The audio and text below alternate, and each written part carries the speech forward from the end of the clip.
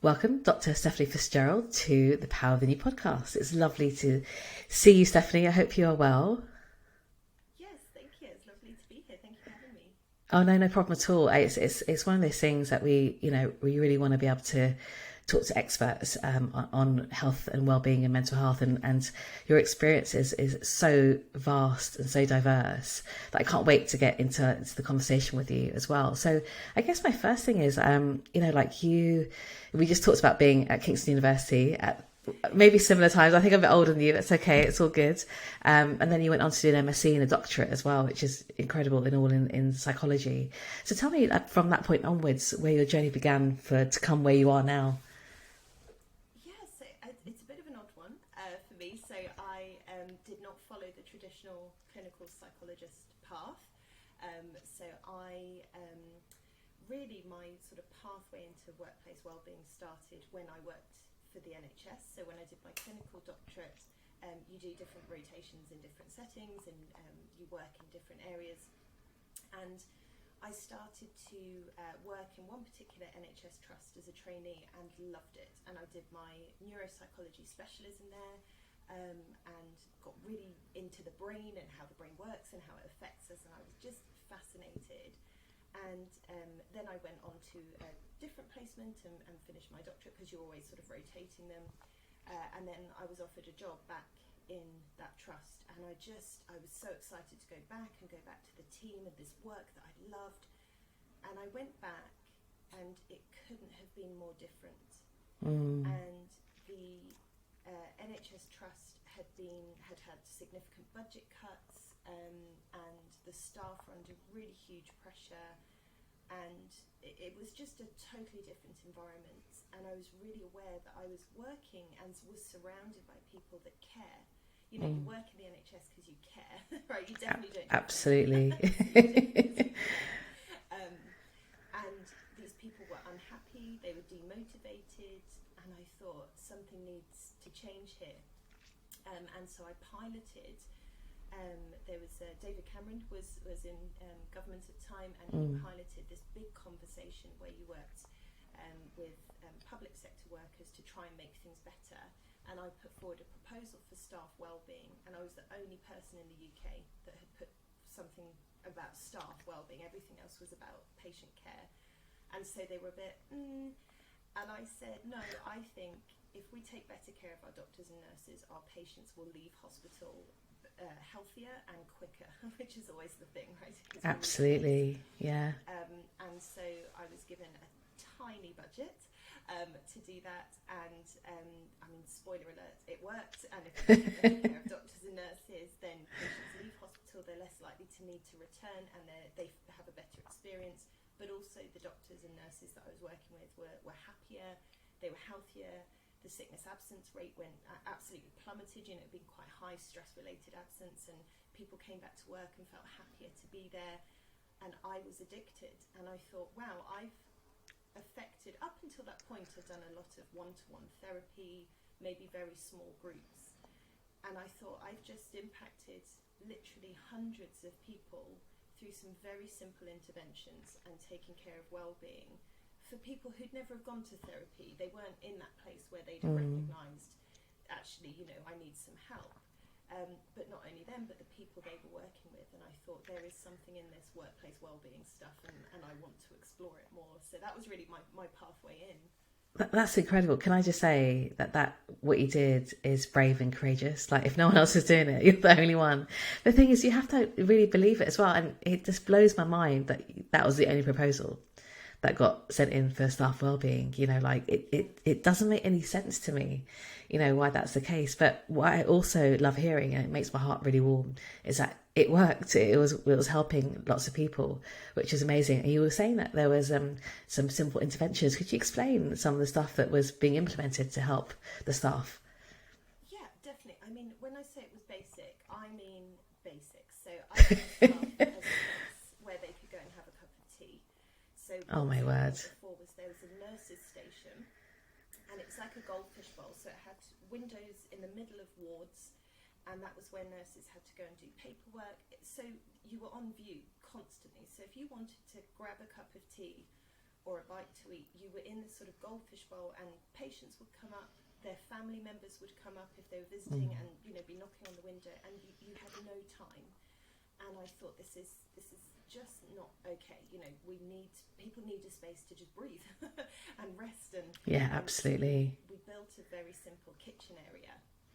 And then what we noticed was when the kitchen area was built, people would still grab you. So, people would come up to me and go, Steph, can I just quickly ask you about so-and-so? Or, Steph, have you checked in on ward, whatever?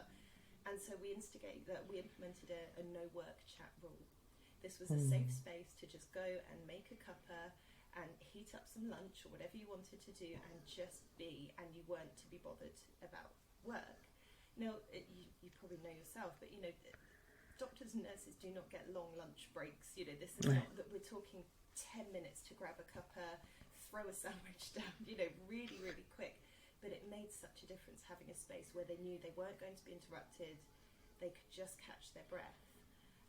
And then I started to implement some a bit more fun at work. So we had some gentle competitions running, all based around well-being and taking care of yourself. So things like step count and that sort of thing, which the nurses absolutely crushed everyone else because they're always on their feet. So that was really, really funny to see.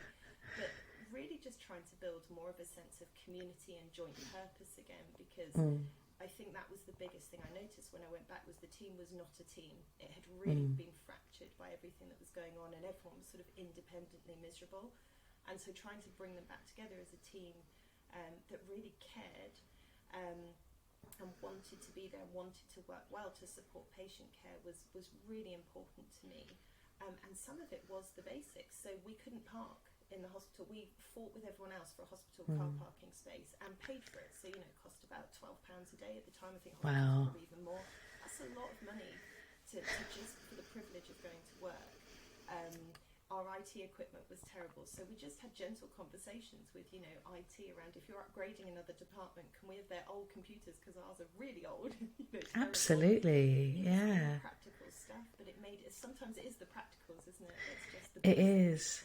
But, I don't understand why, and this has obviously been going on for many, many, many years in the world of work, that I guess well-being wasn't really looked after until recently, and I think that, there have been some initiatives going in, but like you said, just do some simple things for another human being makes all the difference in the world. Know that they're cared for, know they have the space to have a cup of tea or a sandwich without being harassed, as well, which is really wonderful. So how long did you do that for? What was your journey from the NHS onwards? Yeah, so I worked in the NHS for, I was there for a number of years actually. So in total, I started working in the NHS on an honorary contract before I was qualified. So I ended up doing about 10 years or so. She says instantly aging herself. You look amazing, by the way, listeners. Steffi looks amazing. Thank you,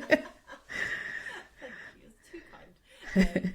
But yeah, so I started working the NHS, was there for about 10 years in total, but I wasn't there very long post-qualification because the job of a clinical psychologist and the job that I trained to do and had applied to do had just changed beyond recognition by the time I qualified. And there were various kind of political and hierarchical reasons why that happened, but it meant that the job that I wanted to do, which was to help people and support people and help them, find solutions to overcome challenges they were facing, that job looked very different.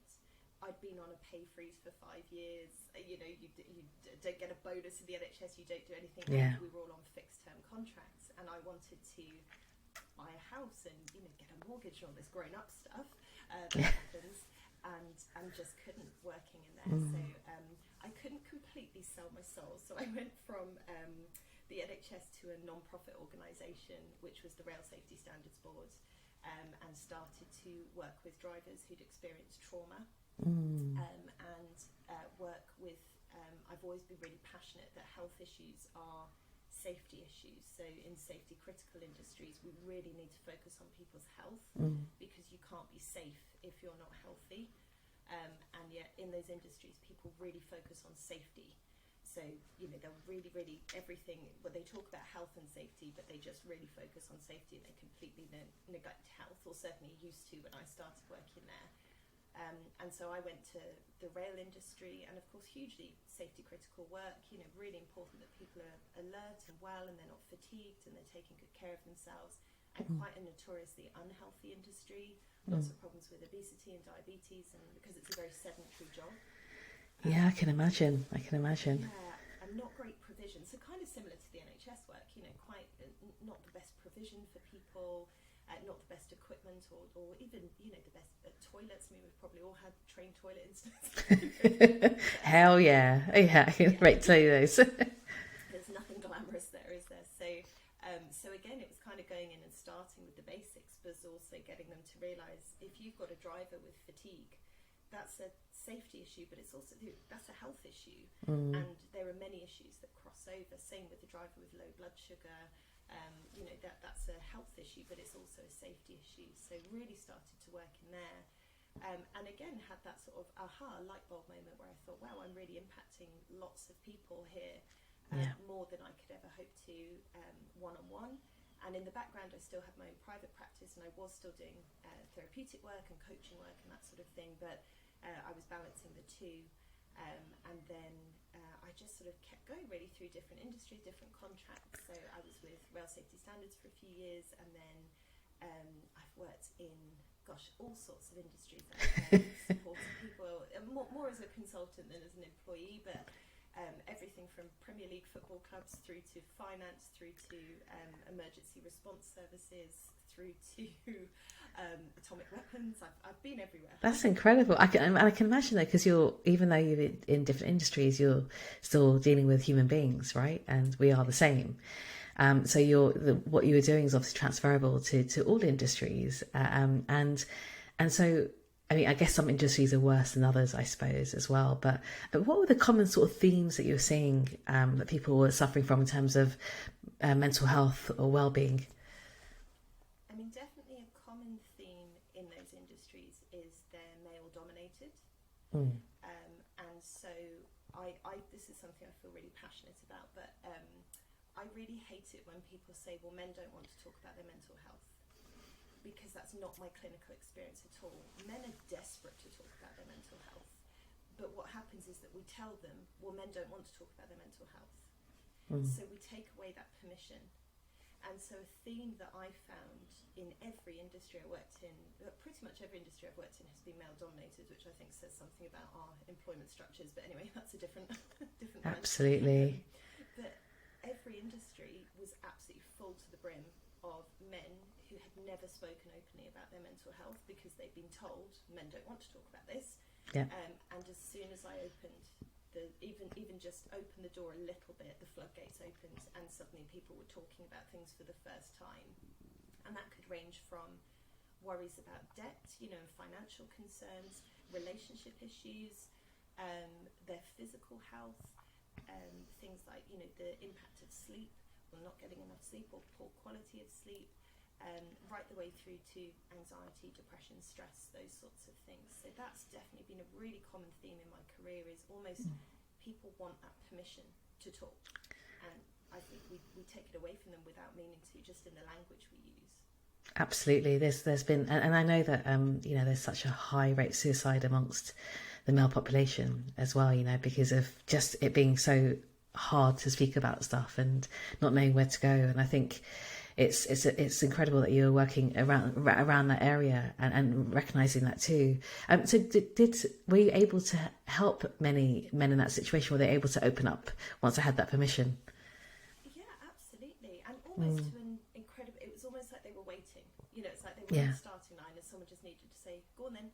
And then off they were, and they were talking and they were setting up groups. And I mean, that some of it was probably a bit stereotypical, and that was probably my, my newness to sort of that area at the time. But I did things like getting local football teams to come in and talk about men's mental health. They'd have game days where they would just hang out. It was a bit like going to the pub, but without the alcohol. But they'd be given things to talk about and topics to talk about. And, these were deep, meaningful conversations. And the thing that came up again and again was, I've never told anyone this. I've never told anyone this. My wife doesn't know this. My partner doesn't know this. I've never spoken to anyone about this. And there was no magic wand. I literally No. just said, I'd like you to talk about your health, and that includes your mental health. And so they did. So it's definitely one of my soapbox moments, because something I feel so strongly about when people say, oh, men don't want to talk about their mental health, or they're so hard to reach, it's very hard to reach population. I'm like, it's really not. You just need to let them know that we're listening. Absolutely. And I think it's asking those questions at work to people, asking those questions at home. How can people open up the conversation? Like, for example, if I go back to, being at home with your partner, you're with them all the time. I mean, how are you able to help them open up, if that makes sense? Are there any ways that we can interact differently with our partners to ensure that we're sort of communicating better in terms of mental health? Yeah, I mean, it's a great question. And I guess partly it depends on the dynamic of your Correct, yeah, relationship that's true. and how you communicate. But for me, I think role modelling is a really great one. So if I'm vulnerable, you're more likely to be vulnerable. Yes. And so if I'm able to turn to my partner and say, gosh, I'm feeling a bit low today, or I'm feeling quite anxious, or I just feel a bit off, I don't really know what's wrong, I'm almost opening the door for him to say, yeah, do you know what, maybe there's something in the air, like I'm feeling a bit off today, or what have you. So I think role modelling is really useful, because it's one thing to say, oh, I'm comfortable talking about mental health, but if you never talk about it, you're not showing that you're comfortable. So I think role modelling is really good. And I'm also a really big fan of just direct questions. Yes. So not putting someone on the spot or forcing them to talk, but certainly saying something like, are you okay? And if someone says, yeah, I'm fine, because that's what we do automatically, then be very specific. So I've noticed this. So it could be, you seem quite quiet at the moment. Or, and I think it's really important that you don't make it about you in a relationship. So it's not, you're really quiet at the moment. Have I done something wrong? Or are you upset with me? Or I'm worried about this. It's just opening it up very gently and saying, okay, so, you seem quite quiet lately. I'm wondering if you're okay. And then if they're still like, yeah, I'm fine, just busy or a bit stressed or whatever, then I think reiterating, you can talk to me about anything. I will always listen. I'm always here. And actually, if you're not in that place in your relationship, because communication's key, and it's also the thing that breaks down most frequently, I find, in relationships. And it may be that you're not in that place. Just reminding them that people are, there are therapists out there who will happily listen. There are family members, there are friends out there. So even if it's just saying to someone, I get that we've been in a strange place recently, and maybe you don't feel that comfortable opening up to me, but remember, there's always someone to talk to, and I will always listen, and then make sure you do. It's the best. Yes, absolutely. Don't be on your phone or be multitasking or doing the washing up. It's sitting down, looking someone in the eye, and just saying, like, hey, are you okay? I think it's the basics. It really is. But I just don't think we do that often enough, at home or anywhere, to be fair. Like, it's not, we're like, how are you doing? Like, it's the thing, how are you? How are you doing? They're like, yeah, I'm good. And then it just goes on to the next thing, or we're too busy with our lives, our kids, our families, school, that sort of stuff as well, not taking the time to kind of make that effort. But I really think that's such great advice. So for listeners out there, like, please take into consideration, like, some of those questions that you can ask to help someone, talk through their feelings, which I think is brilliant. That's so good. I was going to ask as well, you've been in so many industries, public and private sectors. Have you noticed any sort of difference between both of those though as well? Like, in terms of how people are supported in terms of their well-being? Honestly, no. I think really interesting. People. Yeah. I think one of the things that I've noticed is in companies that have more money, there's a bit more of throwing mud and seeing what will stick. So there's not necessarily a good strategy. I think companies are much better now, but certainly when I started working with wellbeing, I mean, the idea of having a wellbeing strategy was just like, what are you talking about? Sort of No budget. Yeah, exactly. No budget, no help, no resource. It's not a priority. Whereas now, I think even the most cynical employer understands, actually, if I take better care of my employees, they will be happier, which means they will be more productive, more engaged. I'll get more out of them. So even if they don't care, in inverted commas, they'll care about the bottom line. What I found, I actually like working with companies with lower budgets, which I know is controversial. But I find that if you've got a lot of money and you're throwing a lot of mud around, you're not really addressing the problem. Right. So you see companies, invest in, I don't know, subsidised gym membership, and they might put a healthier option in the canteen, and they might train up some mental health first aiders, and they might put on mindfulness on Fridays, and they're sort of just scattergunning. Yes. Yes. I've seen that many times. Yeah. And yeah. And I think for me, where I really like working with companies where they don't have a budget for wellbeing is we can start to look at, okay, so what's the problem? Because it's great putting on mindfulness on Fridays, but if you're in a production or on a factory floor or in a production centre where you can't stop a process, when are you attending the mindfulness on a Friday? And also, why am I attending mindfulness? Because no one's told me what that's for. So, you can imagine in some of those environments that, what, so I go and think for half an hour? I can do that here. Yeah, absolutely, you can. And that's the thing. It's like what you said before about the NHS. It's almost like taking it back to basics. It's like, with if you have that minimal budget, what are the basic things you can do to make someone's life better and healthier? At work, which I love that you like working with people with smaller budgets. But yeah, because I've seen that too. Like, people have so much stuff on, but people don't really go to them, or they don't really know where to start. But how would you start with a basic intervention? Is it the same as what you did with the NHS, for example? Yeah, it can be. So for me, I think data's key. So I would always want to speak to not just the board or the executive team or the senior managers. I really like to get onto the shop floor and talk to people about, okay, what's going on? What's stressing you out? Because what people think is the problem at a higher level in the company, I can honestly say never is. It's never the problem. So absolutely. Managers or whoever will say, all our workers feel like this, and you go and talk to them and they say, no, we don't feel like that at all. We feel we're facing this situation, or there's often a big disconnect. So I think for me, really, I call it kind of getting elbows deep into the situation, just really rolling my sleeves up, going on the shop floor, being like, right, what are you dealing with? What are the experiences? Because often there's this kind of panic, I think, in corporations around,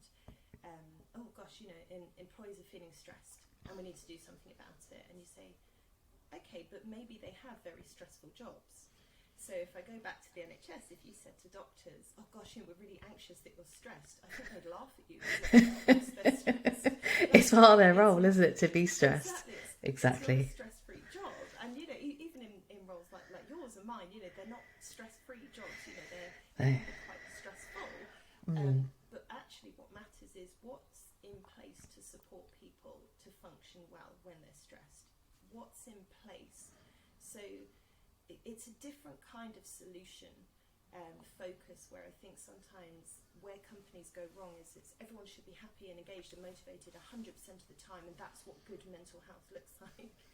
And it's like, that would be great, but just not possible. It's not possible. Yeah. We're humans and we're going to have bad days.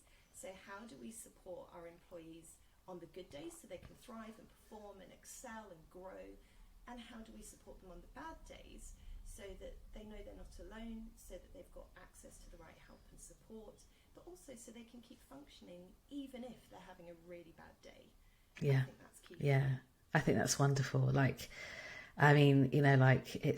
If everyone could do that, the world would be a better place, I reckon, and I can imagine that it must be quite frustrating. There is so much work to do, isn't there, still, to kind of make these changes, I know.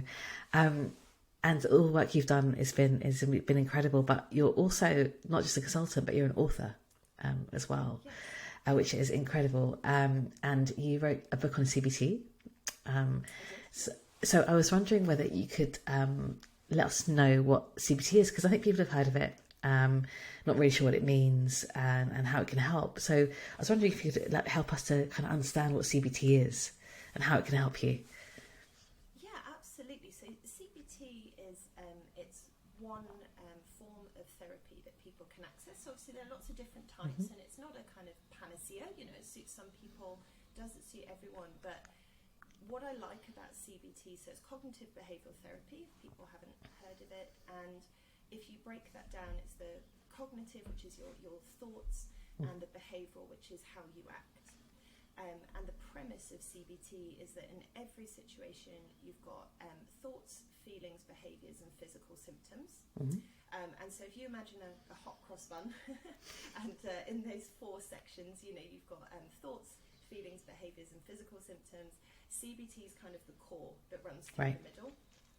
And so the idea is that if you've been very cognitive, for example, so say you have an anxiety disorder and you're always overthinking and you're always going to the worst case scenario or catastrophizing, and you're constantly on this sort of almost like a hamster on a wheel of anxious thoughts, actually changing how you feel and how you act in response to those thoughts, dealing with some of the physical symptoms that some of those thoughts may bring to mind, so say like racing heart, or getting agitated or sweaty palms if you're feeling really anxious. The nice thing with CBT is it gives you those 4 angles to approach. So if you've got something very cognitive going on, sometimes you think, I can't think about this anymore, I don't want to think anymore. And so someone may say to you, actually, do you know with anxiety you have huge levels of cortisol and adrenaline.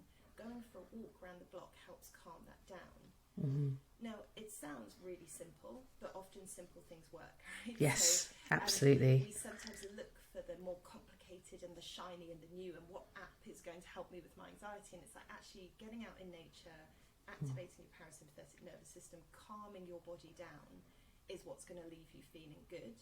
So what I like about CBT is you can sort of intervene in any one of those areas. You could start with feelings, you could start with physical symptoms, you could start with thoughts, you could start with behaviours, and where they're all interlinked, it will have a knock-on effect on all 4. And so it's very doable, particularly when we're overwhelmed. Yeah, that sounds like a wonderful type of therapy. And I know that if I'm correct, that the NHS offers CBT as well, I believe. Yeah. And is it a long-term therapy, or is it quite short-term in terms of sessions? No, designed to be short-term. So CBT is one of those therapies that's designed to solve a specific issue that you're having at a particular moment in time.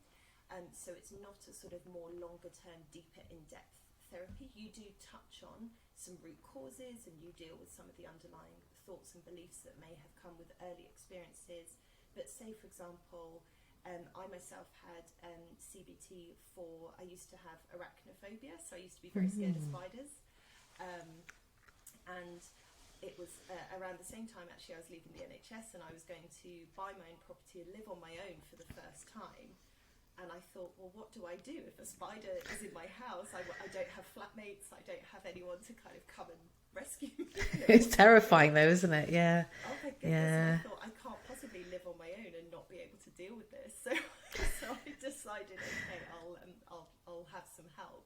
And I was very blessed. I mean, I had something called single session therapy. So I had one therapy session which lasted.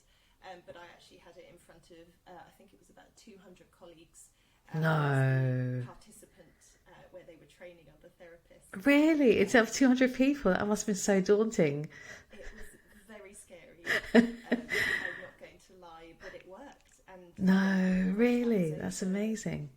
10 years ago now, and absolutely fine, like to this day. And actually, when I got home, it was like the universe was testing me. So when I got home, for the first time, I saw not 1 but 4 spiders in my flat, and it was almost as though the universe was going, well, go on then. There was no physical reaction, I didn't panic, I knew what to do, I felt completely different, and I felt elated because I'd been scared of spiders since I was wee, since I was really, really bless you. That is so powerful though. I mean, that is super powerful. I mean, I live in the countryside. I see spiders everywhere, and I pretend not to see them as well. That's why I deal with it. I go avoidant. I just go avoidant. That's it.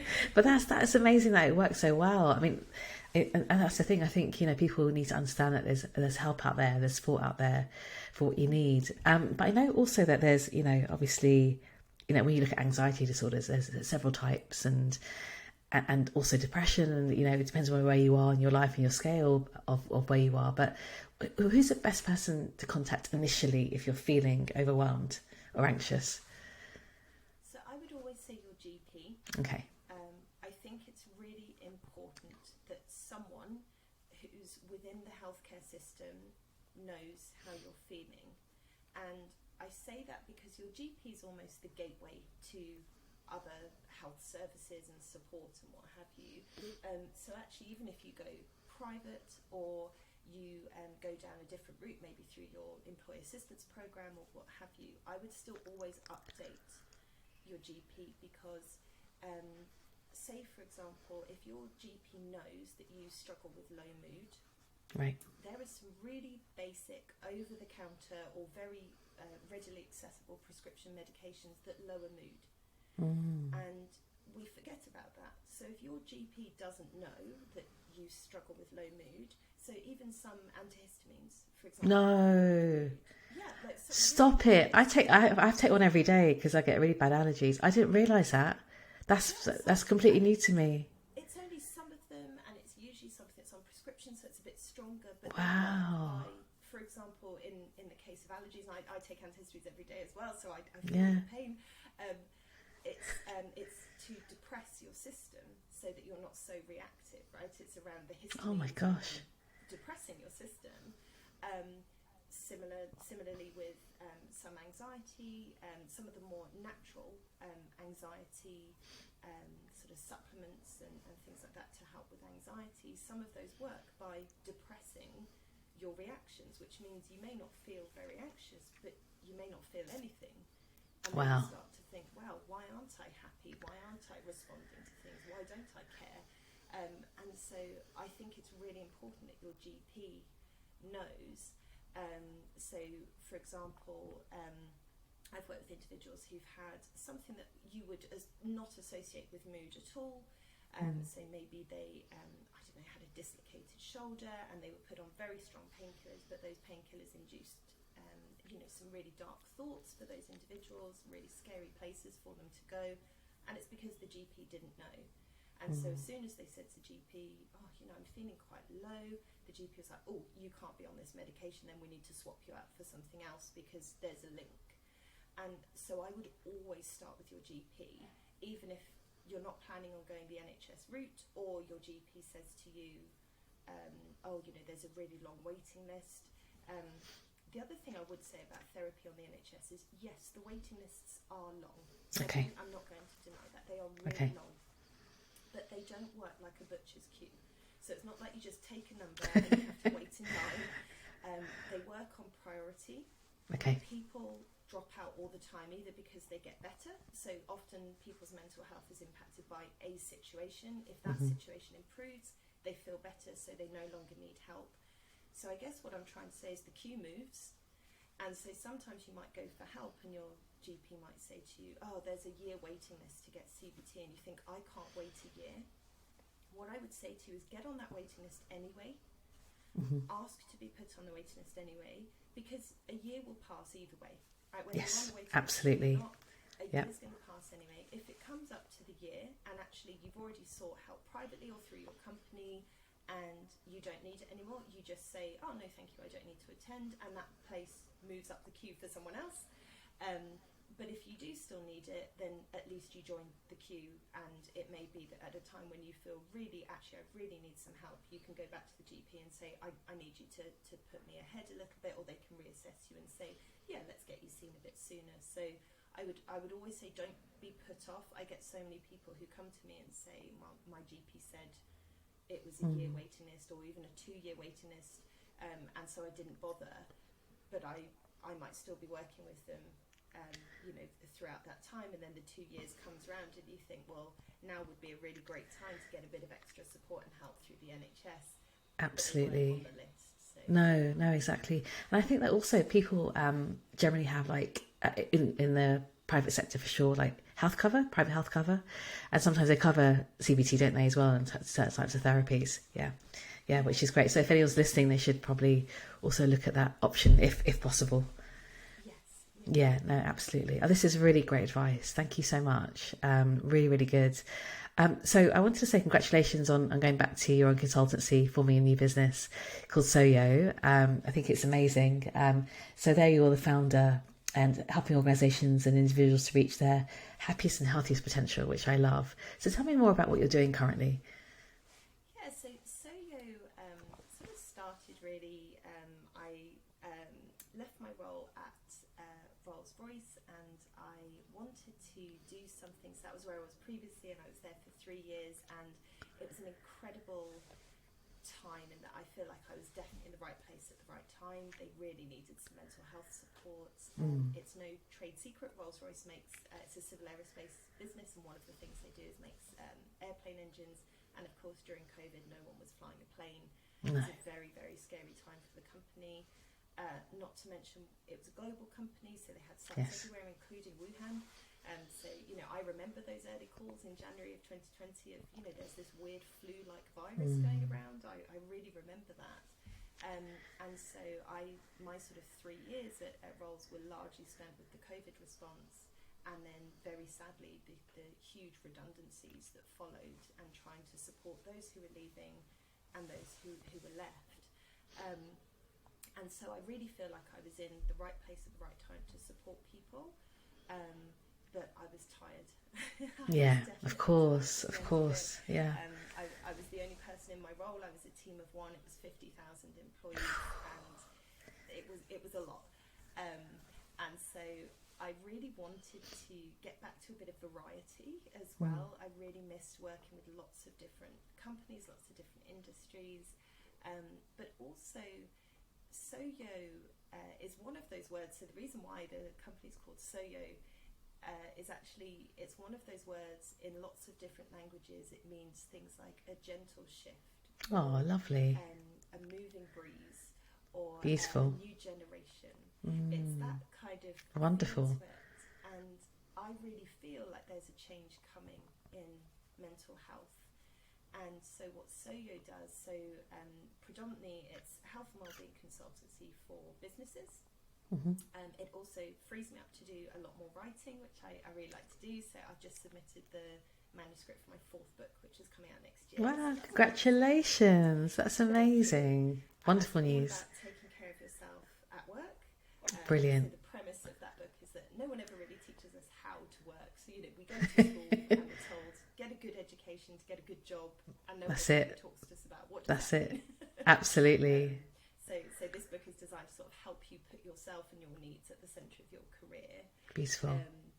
And the other side of Soyo is I do some coaching for individuals, which is very gentle, I would say. Nice. It's designed, I don't think mental health should be something else on your to-do list. And I was working with individuals who would, say to me, I journal every day, I fill my gratitude jar with, little notes every day, I do 30 minutes of meditation, then I go to my yoga, then I go for a walk in nature, and then I do that. And I was like, whoa. Chill out, relax. And it was almost in this attempt to try and be well, they completely overlooked the fact that they were exhausted and put themselves under huge pressure to be well, whatever that looked like.